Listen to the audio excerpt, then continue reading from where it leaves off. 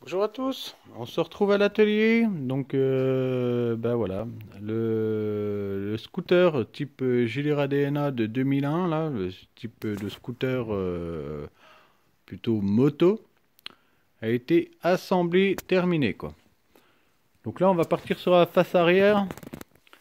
Donc là, on en retrouve la bavette d'origine avec ses deux clignotants, hein, donc un clignotant ici, un clignotant là, son feu arrière ici.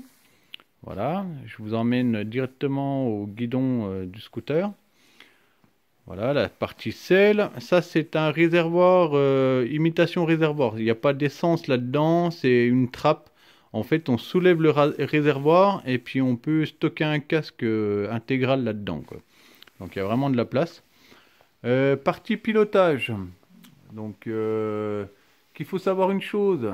Sur mes anciennes vidéos, j'ai expliqué, hein, il y a deux versions de type Gilera DNA.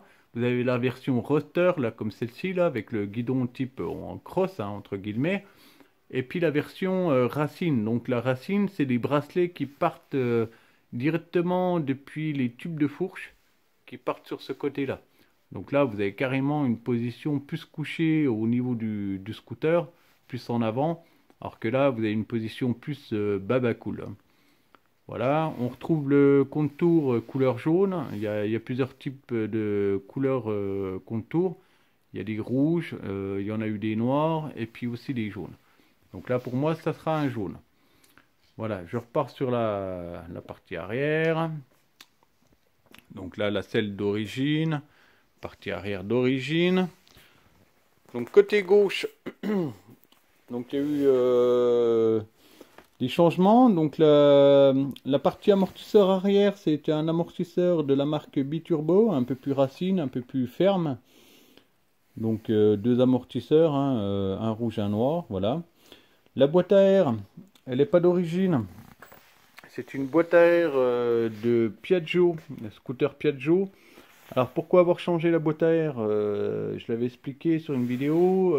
Simple bonne raison, c'est que du Gilera DNA, elle est beaucoup plus petite au niveau volume. Donc en sachant que j'ai un Carbut 21 là-dessus, là, j'ai préféré mettre un Piaggio qui est beaucoup plus gros au niveau volume pour avoir un peu plus de réserve d'air, quoi. Voilà, donc ça c'est la partie côté. On va venir gentiment sur la partie face avant. Voilà.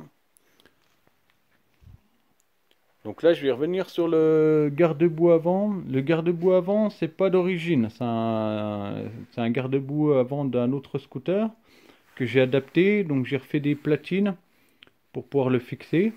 Donc bon, ça fait un garde-boue avant plus roster, voilà, par rapport à celui d'origine. Voilà, il y a des grilles d'aération par rapport au radiateur, hein, ça permet d'évacuer l'air chaud. Donc là-dessus, on retrouve pour le moteur, ben, j'avais expliqué sur une vidéo, un Airsal en 70, Carbut 21, comme je l'ai dit tout à l'heure là. Le radiateur, ben, c'est un radiateur de 125 ou de 180 cm3, beaucoup plus gros que celui du 50, hein. Donc ça c'est la partie modif moteur, hein. On va passer sur la partie côté échappement. Donc je vais vous faire un plan un peu plus gros, que vous puissiez bien voir le scooter complet. Donc là, au niveau des grilles, j'ai repris un gris anthracite, hein, là, comme le cadre. Voilà, et puis les tubes de fourche, là, les fourreaux, là. Voilà, les têtes de fourche, pareil, hein, gris anthracite. Donc là-dessus, on retrouve un Poninja Rafale qui commence à devenir vraiment rare. En fait, pour le retrouver, ça devient délicat. Et puis le peu qu'on trouve, ils sont très très chers, quoi. Voilà. Donc, je remercie Guillaume pour la peinture noire, hein. Franchement, c'est très joli. Ça, c'est un bon rendu avec le gris anthracite, hein. Ça va super bien, quoi. Et puis pareil, hein, ça va bien, toutes ces couleurs, même la selle, hein, et puis les plastiques noirs qu'on retrouve au niveau du sabot, l'écheroue arrière là. Franchement, ça va très bien ensemble. Et ben voilà, c'est ce qu'il en est pour ce fameux Gilera que j'ai retapé de A à Z là, que je l'avais acheté au départ pour pièce. Et pour finir, ben j'ai tout retapé, immatriculé. Donc là, il est conforme, il est en règle pour rouler sur la route. Qu'il faut savoir dessus, j'ai quand même pas mal investi au niveau peinture, hein. Donc le cadre, toute la partie gris anthracite a été, c'est-à-dire a été tout sablé, hein. Même les tubes, les tés de fourche, les fourreaux de fourche, là, tout ça, ça a été démonté, sablé, et on a refait une peinture dessus thermolaquée. La peinture noire que vous voyez sur la partie cycle, sur les, on va dire les écopes, hein, on peut appeler ça comme ça, écopes.